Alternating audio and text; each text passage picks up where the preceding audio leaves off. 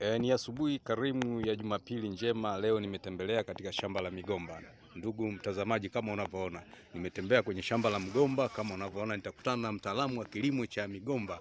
Nitakuwa na maswali mawili matatu aweze kutoa elimu namna ambavyo unaweza kunufaika kupitia migomba. Bwana, ndugu yangu, unaitwa bwana nani? Ninaitwa Alfred Kalinga. Ndio. Ndio mkulima wa hii migomba. Ndio. Labda mtazamaji wa TV Online angependa sasa ajifunze namna ambavyo, maana naona migomba hapa ni mikubwa sana, na namna ambavyo unavyolima naona hapa imenawiri sana, na pia angependa kujifunza na watu wengine pia wangeweza kujifunza kupitia wewe. Naona hapa kama mnavyoona ndugu watazamaji, unaona ameweka mbolea vizuri sana, mikungu mizuri sana. Ndugu mkulima, je, unafikiri hii ni ndizi aina gani? Labda pengine hii hapa hii ni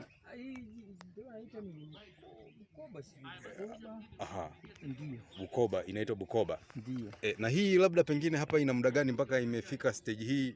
Unaweza kukadiria ina miezi mingapi? Au hii haina muda mrefu, kwa sababu hii nimepanda mwaka huu mwanzoni. Ndio.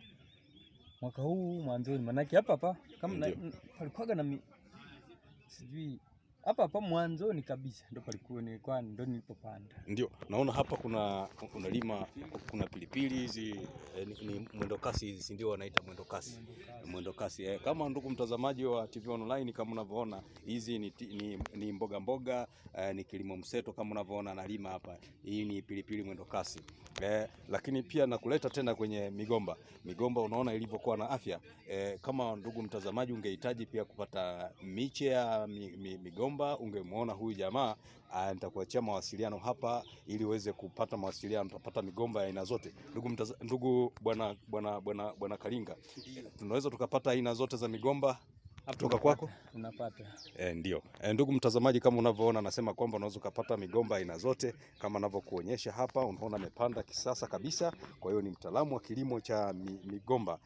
Kama ukitaka ulime migomba, basi unatakiwa ujifunze namna ambavyo inalimwa kwa kisasa. Kama unavyoona kipindi hiki kitakuwa kinakurushia kila wakati na majira kama haya TV Online, lakini unachotakiwa kufanya sisi tuwepo online, unatakiwa uweze kusubscribe, ushare, ulike na comment.